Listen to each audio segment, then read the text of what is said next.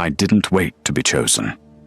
I walked straight into the grand hall of Ravenspire, uninvited, unannounced, and entirely alone. The music stopped. Every head turned. Every fan snapped shut. Whispers cut through the silence like winter wind through silk. I had come to speak to the Duke of Thornfeld directly, not through a letter, not through a servant, not through the careful, cowardly customs that kept women quiet and obedient in drawing rooms across England.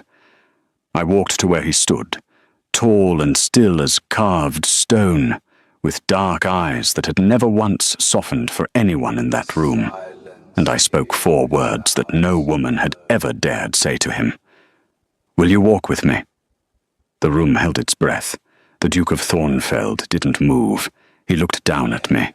This small and unremarkable woman who had just committed social ruin in front of half of London's finest. His jaw was tight. His gloved hands were still. And then, slowly, so slowly the entire room leaned forward to hear it, he bent his head and whispered something against the quiet air between us. 2 words only, and those 2 words changed everything. Now the question everyone in that ballroom was asking is the same one you are asking right now. What kind of woman walks up to a man like that? What kind of courage, or audacity, or heartbreak drives a lady to throw away every rule she was raised to follow? And what did he whisper back? Stay with us, because this story is only just beginning, and it will not let you go easily. Before we continue, tell us, would you have done what I did that night? Drop your answer in the comments, and tell us where you are watching from. If this story is already pulling at your heart, please hit the subscribe button. This is just the beginning. I had practiced the words 1,000 times in the darkness of my bedchamber. I had stood before my small-looking glass, chin lifted, hands clasped, and whispered them to my own reflection until they no longer felt foreign on my tongue. I had told myself I was ready. I had told myself I was brave. I had told myself that what I was about to do was not madness, but necessity, and that necessity had carried women through far worse than a ballroom full of watching eyes. But nothing, not one single rehearsal, had prepared me for the moment the doors of Ravenspire Grand Hall swung open and the full weight of that glittering world fell upon me. The hall was magnificent and cruel in the way that only truly powerful spaces can be. Candles burned in rows so long they seemed to stretch into another country, though the ceiling soared above like the inside of a cathedral, painted with clouds and golden figures that looked down with expressions of mild disapproval. Gentlemen in perfectly pressed coats stood in clusters, speaking in low voices about things that mattered only to themselves. Ladies moved between them like carefully arranged flowers, their laughter measured, their glances sharp. And at the far end of the room, standing slightly apart from everyone else, was the Duke of Thornfeld. I saw him before I had taken 3 steps inside. He was not the tallest man in the room, but he was the one the room arranged itself around, the way furniture arranges itself around a fireplace. People stood near him, but not too near. They glanced at him, but never for too long. Even the music, I thought, they played a little more carefully when it reached the end of the hall where he stood. His name was Calder Vane. No, wait, that is wrong. His name was something that history had made heavy before he was old enough to carry it. The Duke of Thornfeld. That was how everyone spoke of him, always the full title, never just a name, as though the man inside had been replaced entirely by the rank. His true given name was Calder Drex, and I was perhaps one of only a handful of people in all of London who even remembered it, because his mother had once been kind to mine, long before kindness had any consequence between our families. I knew what they said about him. Cold, precise, unreachable. A man who had declined 17 invitations to dance across 3 seasons without apology. A man who had once reduced a Viscount to stammering silence simply by looking at him too long. A man whose estate in the north was said to be beautiful and severe, like a painting of a landscape you would admire but never want to live inside. I also knew what they did not say. I knew that 3 years ago, his younger brother Pell had come to my father with a debt so crushing it could have swallowed our entire family whole. I knew that my father, proud and foolish, as only a gentleman with more honor than coin could be, had refused help from the Duke directly, and had instead sold something far more precious than money to repay it. I knew what that sale had cost my mother. I knew what it had cost me. And I knew that the Duke of Thornfeld, for all his cold perfection, had tried to stop it. That was the thing no one knew. That was the thing that had lived in my chest like a splinter for 3 years, too small to kill me and too sharp to ignore. He had tried to intervene. His letter had arrived 2 days too late. So here I was. My gown was not new. My gloves had been mended twice at the left thumb. My invitation to this evening had come through my cousin, Patrice, who moved in circles several steps above our current station, and had taken pity on me in a way that was generous and slightly humiliating all at once. Patrice was standing somewhere behind me now. I could feel her silent horror radiating like heat from a hearth, because she had not known what I intended to do when I accepted her offer to attend. No one had known. I walked. The distance from the door to the far end of that hall was perhaps 40 yards. I know because I counted my steps. Not from calm, but because counting was the only thing keeping my knees from buckling beneath me. 1, 2. The music continued. 3, 4. A woman near the refreshment table noticed me and leaned toward her companion. 5, 6. A gentleman I did not recognize frowned in my direction. 7, 8. The whispers began. I kept walking. I was 12 steps from him when he turned. I do not know what made him turn. Perhaps a servant had said something. Perhaps one of his companions had noticed the small disturbance moving through the crowd toward him, and had murmured a warning. Perhaps it was simply the instinct of a man who had spent his entire life being watched, and had learned to feel the direction of attention the way sailors feel the direction of wind. He turned, and his eyes found me immediately. They were darker than I had expected. In every memory I had of him from years ago, his eyes had been simply brown. But standing in the candlelight of Ravenspire, they were the color of deep water, of earth after rain, of something that had no simple name and did not need one. He looked at me and said nothing. I stopped 2 feet from him, close enough that I did not need to raise my voice, far enough that the distance was still proper. Around us, conversation had thinned to silence in a spreading circle, the way silence spreads when something has happened that everyone wants to witness, but no one wants to claim responsibility for watching. I said 4 words. Will you walk with me? I had not planned to say it so quietly. I had imagined my voice coming out steady and clear, shaped by all those rehearsals in the dark.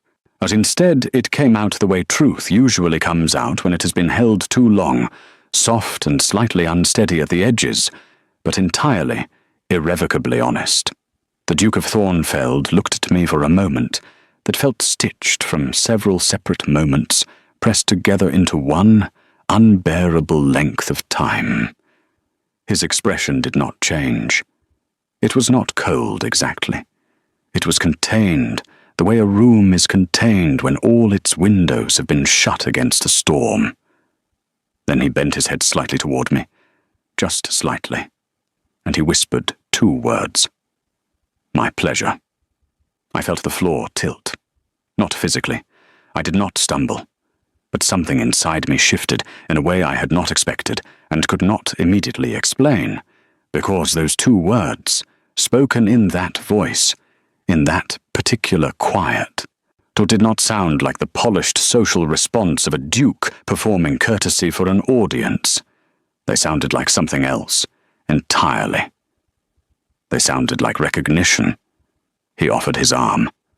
I took it, and we walked out of that ballroom together, while behind us, half of London's finest sat in stunned and furious silence, and began, in that very moment, to absolutely ruin me.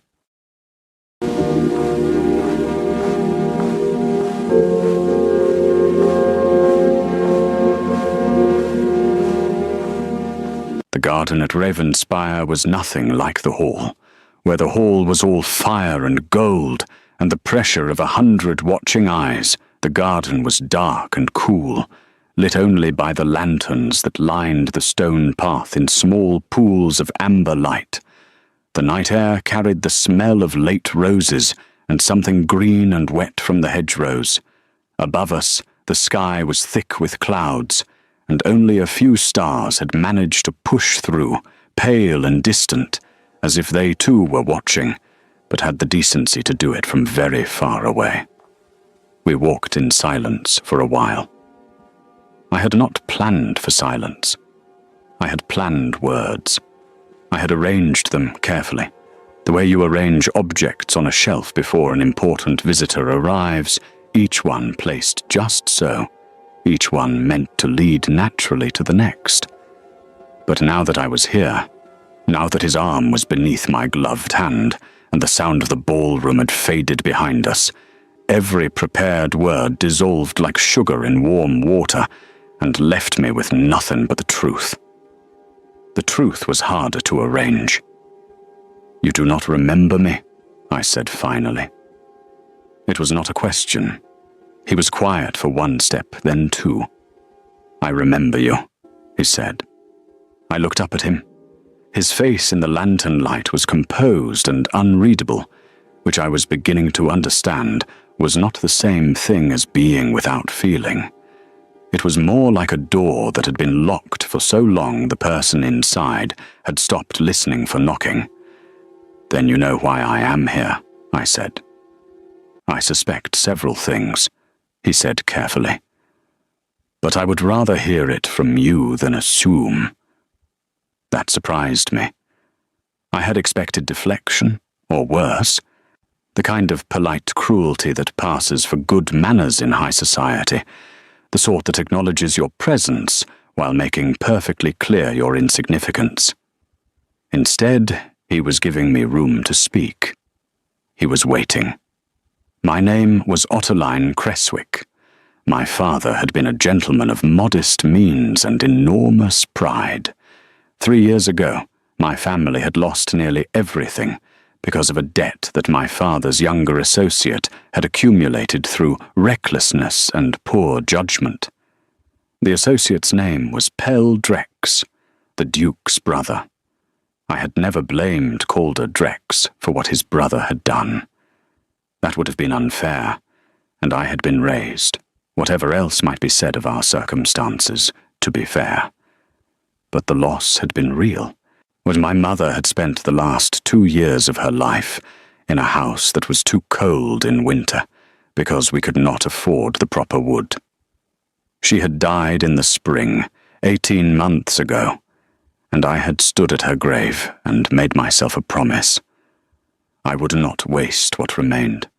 I would not sink quietly. And I would not pretend that the threads connecting my family's ruin to the Drex name were invisible simply because acknowledging them was uncomfortable. "I am here," I said, "because I have a proposal." His steps did not slow. "Go on. Your brother Pell has recovered his circumstances, I understand. He is now in a position of some comfort, managing your northern properties." I kept my voice even. "My family is not. My father is alive, but his situation is reduced. My younger sister Dottie is 17 and will need to be brought out next season, and the funds for that do not exist. I paused. I am not asking for charity. I am asking for an arrangement. What kind of arrangement? He said. I have skills your household needs, I said. I was educated well, better than our current standing suggests. I speak 3 languages. I manage accounts. I am organized, discreet, and I do not gossip. I steadied my breath. I am asking to be considered for a position as correspondence secretary at Thornfeld House. A paid position, properly arranged, properly documented, with a wage that reflects the work. The silence that followed was different from the earlier silence. This one had weight. You walked across that ballroom, he said slowly, in front of everyone, and asked me to walk with you, because you wanted to apply for a secretarial position. I walked across that ballroom, I corrected gently, because I could not reach you any other way. You do not accept callers on Tuesday afternoons like ordinary gentlemen. Your secretary, Mr. Griff, returns every letter I have sent over the past 4 months, unopened. And your solicitor, a Mr. Dunbar Pleat, informed my cousin Patrice's husband that the Duke of Thornfeld was not presently considering any new household staff. He stopped walking. I stopped too. We stood on the path between 2 lanterns, in the space where neither pool of light quite reached, and he looked at me with an expression I could not fully read, but felt, in some wordless way, was not entirely unfavorable. You sent letters, he said. 4, I confirmed. To between January and April. Griff returned them, yes. Something moved behind his eyes. It was not quite anger, but it was adjacent to it, the kind of contained reaction that a man exercises when he discovers something has been done in his name that he did not sanction. I did not know, he said. I assumed as much, I said, which is why I came here. He turned and began walking again, slowly, and I fell into step beside him because there was nothing else sensible to do. The path curved around a stone fountain that was not running, its basin filled with still water and a scattering of fallen leaves. We walked past it without stopping. Miss Creswick, he said. Yes. You understand that what you have done tonight will have consequences you may not have fully considered. I considered them, I said, what I have been considering them for 4 months. Society will talk. Society already talks, I said. They talk about my reduced circumstances. They talk about my mother's death. They talk about the fact that my father has not appeared at a single public function in 2 years. I have been the subject of talk for some time, Your Grace. Another evening's worth changes very little. He was quiet for a long moment. The clouds shifted above us, and a slice of moonlight fell across the path, pale and sudden, like a held breath finally released. You are not what I expected, he said. There was no flattery in it. It sounded like an observation that had genuinely surprised him, the kind a man makes when reality refuses to match the shape he had prepared for it. What did you expect? I asked. He considered this seriously, which I appreciated more than I could say. Someone angrier, he said at last. I thought about that. I was angry, I said. For a long time. But anger is expensive, and I could not afford to keep it. He turned to look at me then, fully, the way he had not quite looked at me since we entered the garden, and for a moment neither of us said anything at all. The lantern light caught the edge of his jaw, the straight line of his shoulder, the particular stillness of a man who is accustomed to revealing nothing and has just, perhaps, revealed something without intending to. "Come to Thornfeld House on Thursday morning," he said. "At 10 o'clock. Bring documentation of your qualifications. I will speak with Griff." I felt something loosen in my chest, but something I had been holding so tightly for so long that I had forgotten it was separate from breathing. "Thank you," I said. "Do not thank me yet," he said, and his voice was not unkind. "Thursday will tell us both considerably more than tonight has." We turned back toward the hall.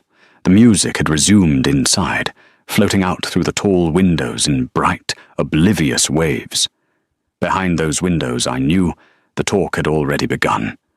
My name was already passing from mouth to ear, from fan to fan, wrapped in astonishment and judgment and the particular delight that polite society takes in the spectacular mistakes of others.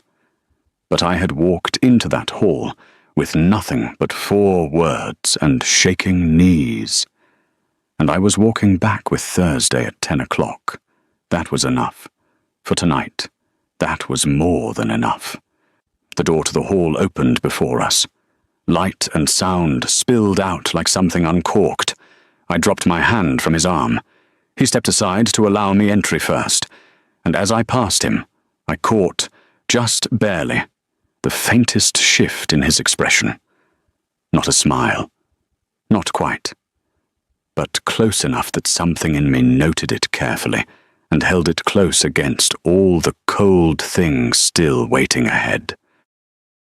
Thursday came the way difficult things always come, too quickly and not quickly enough at the same time. I arrived at Thornfeld House at 5 minutes before 10, because arriving exactly at 10 would have looked rehearsed, and arriving early by a full quarter hour would have looked desperate. 5 minutes was honest. 5 minutes said I had not slept well and had left the house too soon, but at least had the sense to walk slowly for the last street. Thornfeld House was not what I had imagined. I had imagined something cold and grey, all hard stone and narrow windows, the kind of house that discourages visitors by its very appearance.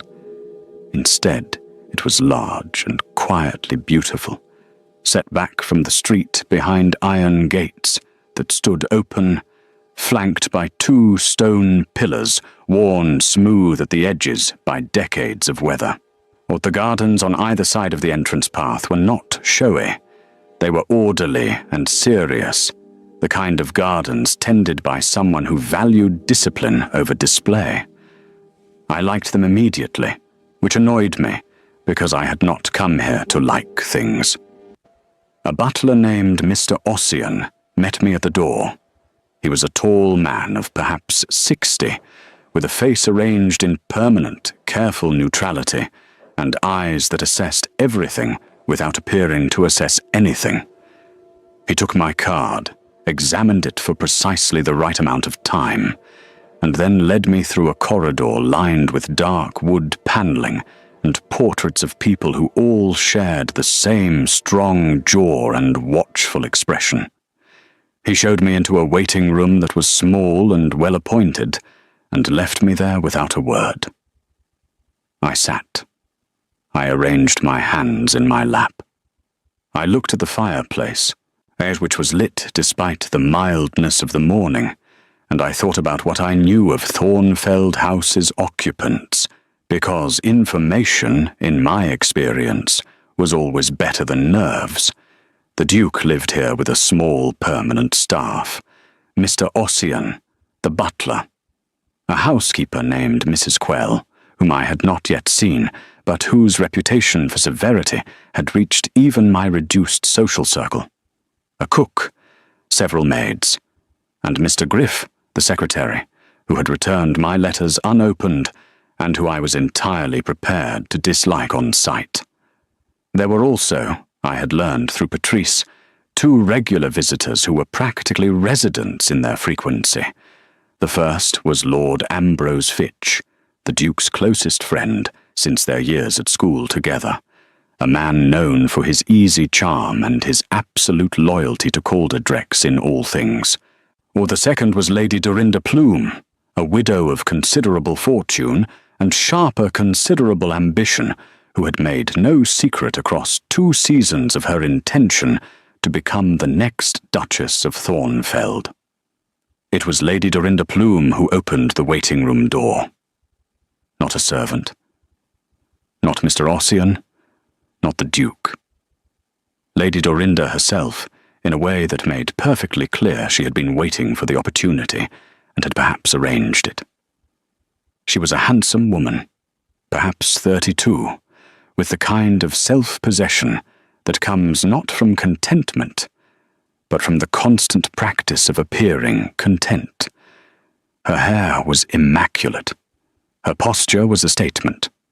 And her eyes, when they found me sitting by the fire with my mended gloves and my honest qualifications folder in my lap, I did something complicated and swift that she smoothed over immediately with a smile. "Miss Creswick," she said warmly, as though we were old friends, and she had simply happened past. "What a surprising morning this is." I stood. "Lady Dorinda." I heard, of course, about the other evening at Ravenspire. She moved into the room without being invited, which told me everything about how she regarded this space. Everyone did. You were very brave or very bold, depending on who you ask. I was very practical, I said. She laughed, and it was a good laugh, practiced enough to sound genuine. Yes, I imagine that is one word for it. She settled into the chair across from where I had been sitting, arranging herself with the ease of someone who expects furniture to accommodate them. "I do hope you understand the position you have placed him in." "I applied for employment," I said. "I was not aware that was a position." Her smile stayed fixed, but her eyes cooled by several degrees. "He is a very private man. He values order, routine, discretion." She let each word sit. "The sort of disruption that enters through the front gates of a man's home after causing a scene at his acquaintance's ball is not, I think, quite what Thornfeld House requires." I looked at her steadily. I caused no scene. I asked a question. He answered it. Everything that followed was the ballroom's own doing. Something shifted in her expression, a flicker of something genuine beneath the careful surface, and I realized with a start that it was not quite anger. It was something closer to fear. Not of me, exactly, but of what my presence here represented, which was the possibility that Calder Drex was capable of surprise, and that she had not been the one to surprise him. The door opened again. Mr. Griff entered first. He was younger than I expected, perhaps 28, with a precise manner and ink-stained fingers, and the expression of a man who managed his employer's world with total efficiency, and regarded any alteration to that world as a personal inconvenience. Behind him came Lord Ambrose Fitch, who was tall and fair and immediately filled the room with the kind of energy that makes everyone in it feel slightly more observed. And behind Lord Ambrose, last, filling the doorway, the way a word fills a silence it was always meant to occupy, came the Duke of Thornfeld. He looked at Lady Dorinda first. Something passed between them in that glance, brief and without warmth on his side, that told me she had not been invited to be here. Then he looked at me.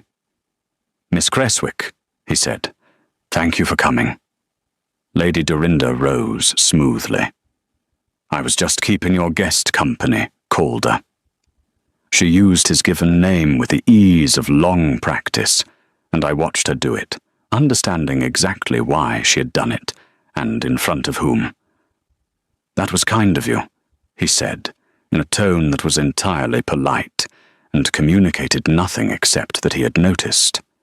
She took her leave with grace, which I respected, even as I understood that she had just declared something in that room as clearly as if she had written it on the wall. Mr. Griff sat across from me at the writing table near the window with a sheet of paper before him and a pen in his hand, and the interview began. It was thorough. I had expected that. What I had not expected was how thorough, or how closely the Duke himself listened, seated slightly to the side, saying very little, watching with those dark and attentive eyes, while his secretary worked through questions of language, correspondence, account management, and discretion. I answered everything honestly. When I knew something, I said so clearly. When I was uncertain, I said that too, which seemed to interest the Duke more than the certainties did. At one point, Mr. Griff asked how I would handle correspondence from parties who wrote with hostile or inappropriate intent, and I said I would document the letter, flag it immediately, draft a formal response for approval, and under no circumstances reply independently. Mr. Griff wrote something down. The Duke said nothing, but he stopped turning the ring on his right hand, which he had been doing at intervals throughout the interview, and did not start again. It was Lord Ambrose who broke the professional atmosphere. Because Lord Ambrose, I would come to understand, broke most atmospheres eventually, not maliciously, but constitutionally. He walked straight up to him in the middle of Ravenspire, he said, not even attempting to fold the observation into something more formal. I have known this man since we were 14 years old, and I have never done that. Ambrose, the Duke said. I'm simply noting it, Lord Ambrose said, entirely unrepentant, leaning back in his chair. It is irrelevant character information. I looked at Lord Ambrose and said, I had tried every conventional method first, or this was what remained. Lord Ambrose looked at the Duke. The Duke looked at the ceiling briefly, in the way of a man with a genuinely good friend he cannot always manage. Mr. Griff set down his pen. Your qualifications are in order, he said, with the precise reluctance of a man who had hoped to find otherwise. Considerably so. That evening I received a letter at my father's house. It was written in a clear, even hand I did not recognize, which I would later learn was the Duke's own. He did not write letters through Griff when they were meant to carry weight. It said, The position is yours if you still want it. Report Monday at 9. There are conditions. We will discuss them then. I folded the letter, set it on my writing table, and sat for a long time in the quiet of my room. Then I picked up my pen and wrote back. I still want it. Monday at 9. I look forward to the conditions. I sent it before I could reconsider. That, too, I was beginning to understand, was the only way to live. The conditions, as it turned out, were not what I had feared. I had imagined a list of restrictions, a set of rules designed to keep me at a safe professional distance from anything that resembled consequence. I had prepared myself for coldness wrapped in courtesy. I had told myself that whatever was offered, I would accept it, because the wage was real and Dottie's season was not going to fund itself, and pride had already cost my family more than it was worth. Instead, on Monday morning at 9 o'clock, the Duke of Thornfeld sat across from me in his study, which was a room of dark wood and full bookshelves, and one very large window overlooking the orderly garden, and he said this, I want to be honest with you about the position you have accepted. I folded my hands. Please. The work is genuine, and it is considerable. My correspondence is extensive, and some of it is sensitive in ways that will require your complete discretion, not occasionally, but always. He paused. The people who write to me are not always honest. Some of them are attempting to manage me. Some are attempting to extract from me, and some at present are attempting something I have not yet fully identified, which concerns me. I looked up. What do you mean? He leaned forward slightly. Over the past 3 months, I have received a series of letters written under different names. Each one appears at first to be ordinary correspondence, business-related, estate-related, or social in nature. But each contains a small piece of information that no outside party should possess. Details about my financial arrangements, details about my family, or details about this household. The room felt quieter suddenly. Someone close to you, I said. Someone with access, he said carefully, or someone being fed information by a person with access. I do not yet know which. He looked at me directly. I tell you this not to alarm you, but because you will be handling my correspondence beginning today. And I need you to understand that this is not an ordinary secretarial post. You are asking me to help you find the source, I said. I am asking you to be observant, he said, and to tell me immediately if you notice anything that does not sit correctly with you. Your instincts, based on evidence thus far, appear to be sound. I thought about Lady Dorinda Plume in the waiting room on Thursday.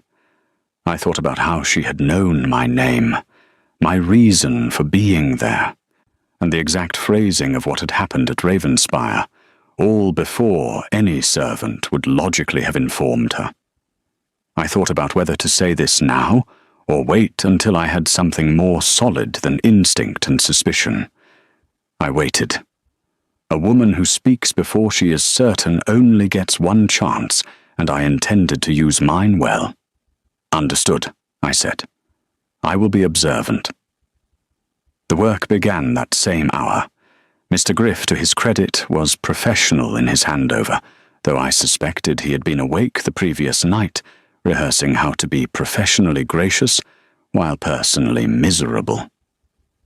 He walked me through the filing system, the correspondence calendar, the ranking of senders by urgency and relationship, and the particular shorthand the Duke used in his marginal notes, which looked like chaos and turned out to be a perfectly logical system once Mr. Griff decoded it with the air of a man reluctantly sharing a secret he had guarded for years.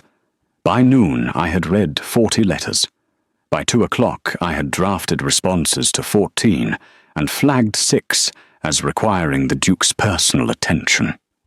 By 4 I had found something. It was not dramatic. It did not announce itself.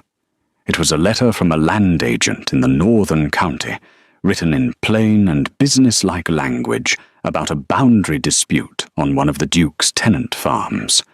The contents were perfectly reasonable. But the letter was dated 11 days ago, and sitting beside it in the same folder was a social note from a gentleman named Lord Prentice Galt, dated 8 days ago, at which referenced the boundary dispute in passing as though it were common knowledge, despite the fact that the land agent's letter had apparently not been opened until today. Lord Prentice Galt should not have known about that dispute. I set both letters side by side on the desk and looked at them for a long time. Lord Prentice Galt was a name I knew. Not well, but enough. He was a man of middle rank and significant debts who moved on the outermost edges of the Duke's social circle. He was also, I recalled with a sudden sharpening of attention, a close acquaintance of Lady Dorinda Plume. I brought the letters to the Duke at 4:30. He read them both. His face gave nothing away, but the stillness that came over him was different from his ordinary stillness. More deliberate, like a man who has heard a sound in a dark room and gone very quiet in order to locate it precisely. "Well done," he said. "It may be nothing," I said, because I had learned by this point in my life that conclusions should be offered gently and then handed to the person who has to act on them. "It is not nothing," he said. He set the letters down. "Prentice Galt has been a peripheral figure in my affairs for 2 years. I have never given him particular attention." He picked up the social note again. "I will now." What followed over the next 2 weeks was the kind of quiet drama that looks, from the outside, like nothing at all. I worked, I read letters, I drafted replies, I organized, cross-referenced, flagged, and filed. I learned the rhythm of Thornfeld House the way you learn the rhythm of any living thing, by being still long enough that it stops performing for you and simply goes about its nature. I learned that Mr. Ossian made 3 rounds of the house every evening in the same order, and would not vary it for any reason. I learned that Mrs. Quell, the housekeeper, was not in fact severe, but simply economical with warmth, and that when she approved of something she said nothing, and when she disapproved she said nothing also, but slightly differently. I learned that Lord Ambrose visited on Wednesdays without fail, and spent an hour arguing with the Duke about things they both already agreed on, which appeared to be the primary language of their friendship. And I learned, slowly, that Lady Dorinda Plume visited on no fixed schedule, but always with some socially acceptable excuse, and always found reasons to be in rooms adjacent to the study where I worked. On the 14th day, she came to the study itself. I was alone. The Duke was with his solicitor in the East Room. Mr. Griff was out on an errand. The house was in one of its quiet afternoon moments, where the staff moved through it like ghosts, and the only sound was the distant settle of the fire. She opened the door as though she had every right to, because in her own estimation, she did. "Miss Creswick," she said pleasantly, "I did not realize you were in here." "Lady Dorinda," I said, without rising, because I was an employee of this household, and she was a visitor, and the study was not her space, regardless of how she carried herself in it. Her eyes moved across the desk. She was good at appearing not to look while looking, but I had been watching her for 2 weeks, and I knew the movement now. "I was hoping to leave a note for the Duke," she said. "I will take it," I said. "That is part of my position." Something flickered. "Of course." She produced a folded note from her reticule, which she had ready in a way that suggested the story about not realizing I was in here was not entirely accurate. I took the note. I set it on the correspondence pile. I did not read it in front of her, and I did not set it aside separately, and I gave her no indication of what I intended to do with it, which was to bring it directly to the Duke the moment she left the building. She lingered for a moment, as though hoping I would say something she could use. I smiled pleasantly and returned to my work. She left. The note, when the Duke read it that evening, was social in content and perfectly innocent in appearance. But the handwriting on the envelope was not Lady Dorinda's. It was a hand I had seen once before in the files, on a short acknowledgement letter filed under general correspondence, signed with a name that did not match any primary contact. The hand belonged to Lord Prentice Galt. She had carried his letter to the Duke's desk and dressed it in her own errand. I watched the Duke's face as he made the same connection I had made 3 seconds earlier. The stillness came again, that particular, located quiet. "Miss Creswick," he said. "Yes, I owe you considerably more than a secretarial wage." I looked at him across the desk, this man who had been made into a title before he was ready, who kept everything contained because the world had never offered him a room large enough to be anything else, and I felt something turn over gently in my chest, not loudly, not urgently, just a quiet and honest turning, like a page. "Pay me correctly," I said, "and we will call it even." He looked at me for a moment longer than was strictly necessary. Then, for the first time since Ravenspire, something moved at the corner of his mouth. Not quite a smile, but close enough that I noted it again, pressed it somewhere careful, and said nothing at all. The letter arrived on a Tuesday, which was the day I had begun to associate with trouble. It was not addressed to the Duke. It was addressed to me at Thornfeld House, which meant whoever sent it knew I was here, and wanted me to know they knew. There was no sender's name on the outside. Inside, the message was brief, written in a hand deliberately disguised, the letters too upright and even, the way handwriting looks when someone is consciously altering their natural style. It said, "You are sitting at a desk that was prepared for someone else. Leave before the chair is pulled from beneath you." I sat with it for a moment. Then I carried it to the Duke. He read it without expression. Then he read it again. He set it on the desk between us and pressed 2 fingers against the edge of it, as though testing whether it was real. "But when did this arrive?" he asked. "This morning, with the regular post." "You are not frightened," he said. It was an observation, not a question. "I am," I said honestly. "But being frightened has never stopped anything from happening, so I find it more useful to simply continue." He looked at me for a long moment. "Has anything else happened that you have not told me?" I had been considering whether to mention the other thing for 4 days. The other thing was smaller and could have been nothing, except that I had stopped believing in nothing several weeks ago. "Mrs. Quell came to me last week," I said. "She told me, in her way, which is to say she told me, while appearing to discuss something else entirely, that a woman had been asking questions about me at the market. Not a servant. A woman dressed as a gentlewoman, and asking the household cook what I was like, how long I stayed each day, whether I ever remained past dark."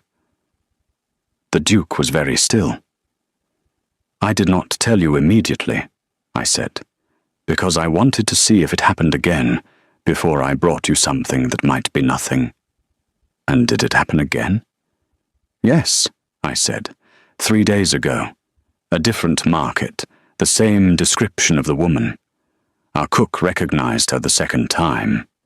She believes it was a woman named Miss Sable Critch. The name landed in the room like a stone into still water. I watched the Duke's face and saw something I had not seen there before. Not anger, exactly. Something older and heavier than anger. Something that had been waiting a long time to be confirmed. "You know that name," I said quietly. "Sable Critch," he said, "is Prentice Galt's cousin." He stood and walked to the window. "She was employed briefly, 2 years ago, as a companion to a relation of mine. She was dismissed. I believed she had left London." "She has not," I said. He turned from the window. "No, it appears she has not." The shape of it was becoming clearer now, the way the shape of a room becomes clear when your eyes adjust to darkness. Prentice Galt needed something from the Duke, money most likely, or leverage, which was money's more dangerous cousin. Lady Dorinda Plume wanted a position in this household that was permanent and titled, and came with a ring. Sable Critch, with her history in the house and her axe not yet finished grinding, was the thread that connected them. And I, who had arrived at Ravenspire with 4 words and mended gloves, or had walked directly into the middle of all of it. "I think," I said carefully, "that they expected this position to go to someone they could manage. Someone who would pass information in one direction and turn a blind eye in the other, and be grateful enough for the employment not to ask questions. The Duke returned to his chair. And instead they got you. And instead they got me, I agreed. He was quiet for a moment. Then he said, I need to ask you something, and I need you to answer it without considering what answer you think I want. All right, I said. Are you safe, Miss Creswick? At your father's house? Are you and your sister safe? The question caught me somewhere I had not fully guarded, because I had been so occupied with the professional dimensions of all this that I had not stopped to consider that the threatening letter, the questions at the market, the slow and deliberate intelligence gathering happening around me, all of it was also happening around Dottie, who was 17 and knew nothing about any of it, and had been sleeping peacefully in her small room 3 streets away while I built a career in someone else's drama. I do not know, I said. And that was the most frightening thing I had said in weeks. The Duke called for Mr. Ossian. He called for Lord Ambrose, who arrived within the hour with his easy manner entirely suspended, replaced by something alert and capable that reminded me people are always more than the surface they present in comfortable rooms. By evening, a plan had been made, or my father's house would have 2 additional staff, arranged discreetly through Lord Ambrose's household, and entirely untraceable to Thornfeld. Dottie would be told only that a change in domestic arrangements had been made, nothing more. I would continue my work as normal, because the moment I altered my behavior, whoever was watching would know the intelligence had been gathered and moved to a different method, and the Duke would invite Lord Prentice Galt to dinner. I looked at him when he said that. Dinner, I repeated. If Galt believes he is being drawn into favour, he will relax, the Duke said. A relaxed man makes errors. I want him to make one where I can see it. Lord Ambrose looked at me across the table. He is considerably more strategic than he appears, he said, in the tone of a man offering a travel warning about a country he loves. I had noticed, I said. The dinner was set for Friday. On Wednesday, something happened that none of us had planned for. Peldrex came to Thornfeld House. The Duke's younger brother arrived without notice, which I gathered from Mr. Ossian's expression was not unprecedented, but was always unwelcome. He was brought to the study, where I was working, and he stood in the doorway, looking at me with an expression of complete surprise that slowly reorganized itself into something more complicated. He was younger than the Duke by perhaps 5 years, with the same dark eyes, but a face that wore its feelings more openly, like a house with all its curtains drawn back. He was not a bad-looking man. He was not a bad man, I did not think.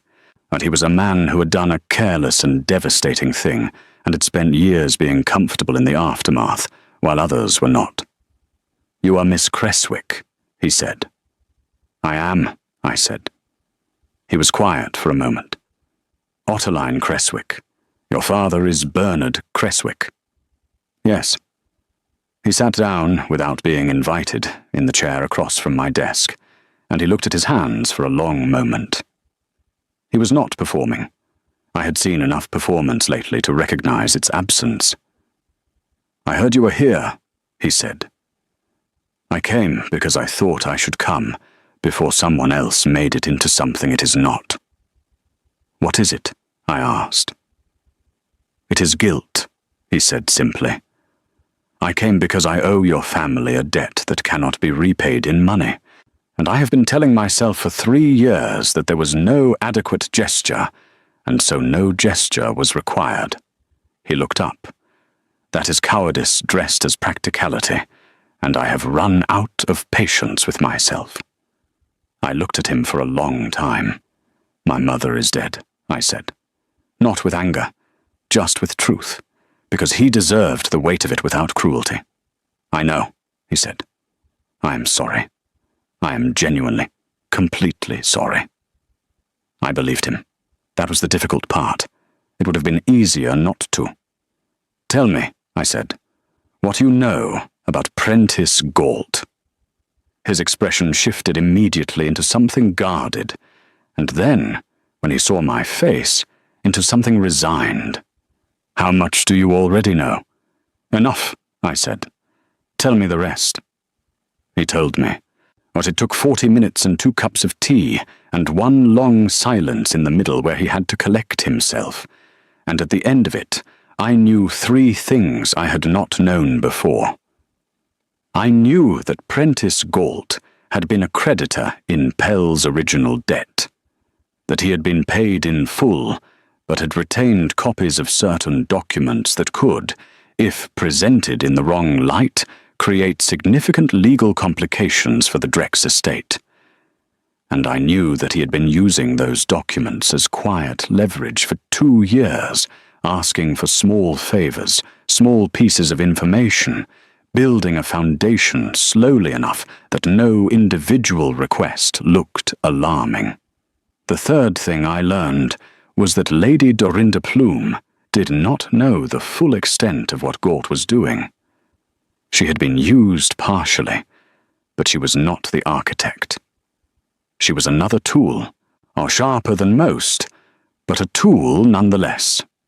I brought Pell with me to find the Duke. The brothers met in the corridor outside the study, and the thing that passed between them in that moment was too private for me to watch. So I looked at the wallpaper until it was over. Then we all sat down together, and the real work began. The dinner on Friday was a masterpiece of controlled deception. Thornfeld House was lit warmly, the table set with the kind of quiet elegance that communicates wealth without announcing it, which is the most intimidating kind. Lord Ambrose was present, which made the gathering feel social and unthreatening. Pell was present, which Galt would not have expected, and could not quite hide his reaction to. I was present as well, introduced simply as the Duke's correspondence secretary, a fact so bordering on the ordinary that Galt would have to work to find a reason to object to it. Lord Prentice Galt was a man of perhaps 45, with a pleasant face arranged over an unpleasant nature, the kind of face that had spent decades being underestimated and had learned to rely on that. He came in with confidence and settled into his chair with the ease of a man who believed he was the most strategically positioned person in any room he entered. He had not yet understood the room he had entered. Lady Dorinda was not there. The Duke had sent her a polite note that morning, citing a private family dinner. I had watched her face when she read it, in the front entrance where she had arrived uninvited and early, and I had seen something real move through her for the first time, something that was not performance. She had looked at me. Not with hostility this time, with something closer to understanding. She left without a scene, which told me she was more intelligent than her choices had suggested, and I found myself hoping, in some small and genuine way, or that she would direct that intelligence somewhere it could do her actual good. The dinner began. The food was excellent. The conversation was careful. Lord Ambrose told 2 stories that were both funny and entirely harmless, which I was beginning to understand was one of his genuine gifts. Pell spoke little, but watched everything. The Duke was his most contained self, precise and courteous, giving Galt nothing to read, which I noticed was making Galt work harder with every course. A man who is working to read a room will eventually make the mistake of letting the room read him. It happened over the port. The Duke mentioned, with the off-handedness of a man sharing an unimportant update, that his solicitor had completed a full audit of the Drex estate documents and had found several anomalies in records from 3 years ago. He said it while looking at his glass. He said it while Pell nodded calmly beside him. and Lord Ambrose appeared to find a thread on his sleeve deeply interesting. Galt's hand tightened on his glass. It was very small. Most people would not have seen it. I was sitting at the correct angle, and I had been watching his hands all evening, specifically for this, because hands tell the truth when faces have learned to lie. The Duke looked up then, and his eyes found Galt's, with the precision of a man who has known exactly where to look, and has been waiting politely for the right moment to do it. "I understand," the Duke said pleasantly, "that you have been holding certain documents related to that period, on behalf of my brother's former business arrangements." Galt set his glass down. "I'm not sure what you mean." "I think you are," the Duke said. Still pleasant. Still entirely still. "I also think you are intelligent enough to understand that what those documents represent is significantly less useful to you now that the full audit exists. Context, as it turns out, is everything," Pell said. Without any particular emotion, "the debt was paid in full and has been for 3 years. I have the receipts, properly witnessed and dated. I should have produced them sooner. I did not. That was an error I have corrected." The room was very quiet. Galt looked between the two brothers, then at Lord Ambrose, who had stopped pretending to examine his sleeve and was now simply watching with calm and patient attention. Then his eyes moved to me, and I saw the moment he understood how long I had been finding things and handing them to the right people. "You set a trap," he said. "I invited you to dinner," the Duke said. "What you walked into was entirely your own construction."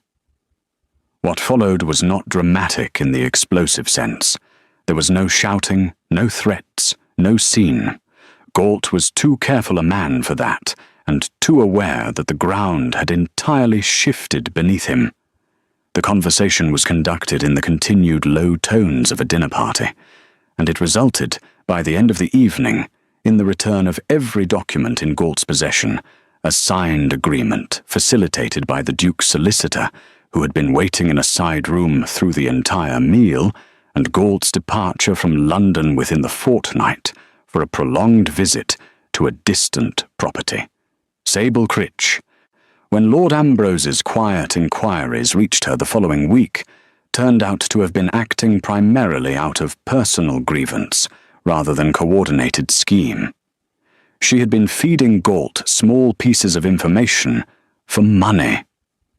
Confronted with evidence and offered a clean resolution, she chose the resolution, packed her belongings, and left without requiring further management.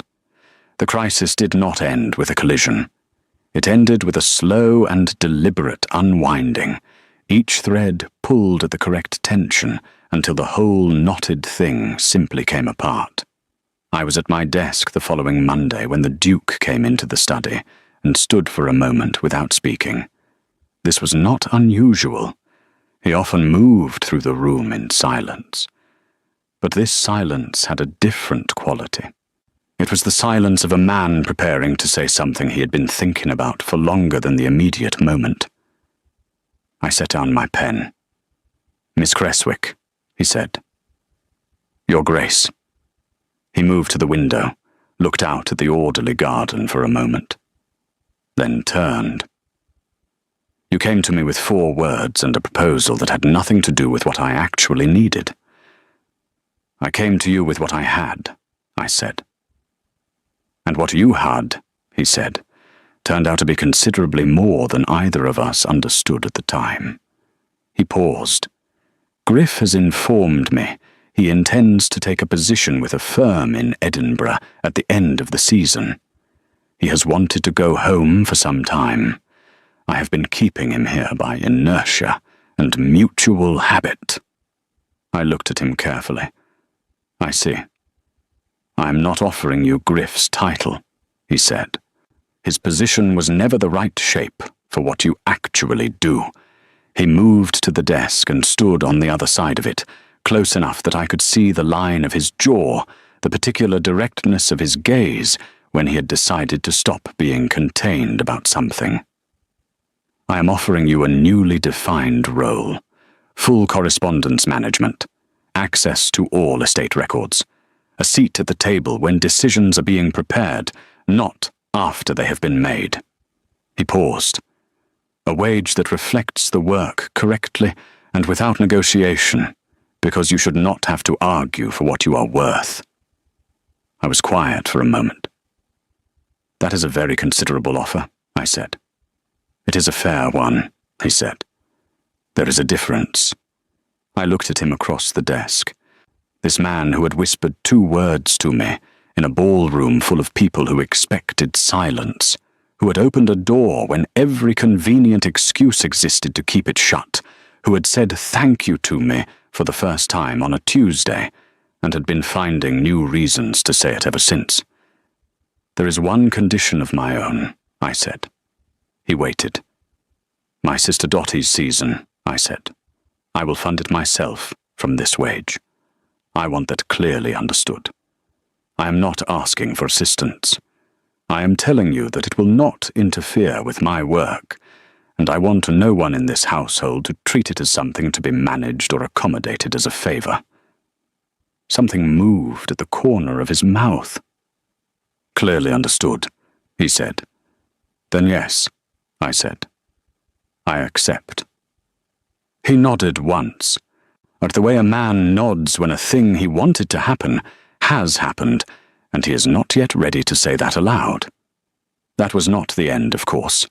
Things like this do not end in offices over accepted offers, no matter how much weight those moments carry. There were weeks ahead of continued work, and Dottie's successful season, and Pell's slow and genuine effort to rebuild something honest with the Creswick family. There was Lord Ambrose, who took personal and gleeful credit for the whole resolution on the grounds that his presence at the dinner had been indispensable, which was not entirely wrong. There was Mrs. Quell, who said nothing when she brought me tea one afternoon in the study, but brought it in the good cup, which I had learned was her highest form of approval. And there was a day in early autumn when the Duke and I were walking through the orderly garden after a long afternoon of work, in the particular companionable quiet that had built itself between us over months of shared purpose and honesty, and he said something that was not a proposal, and not a declaration, and not any of the formal things that stories are supposed to contain at their conclusions. He said, "I am glad you walked across that ballroom." I looked at the garden, at the late roses, and the gravel path, and the pale afternoon sky above the stone walls. "So am I," I said. And that was enough. Between 2 people who had already said the difficult things, and done the hard things, and trusted each other through the kind of trouble that shows you who someone actually is, that small and honest sentence was more than enough. It was everything.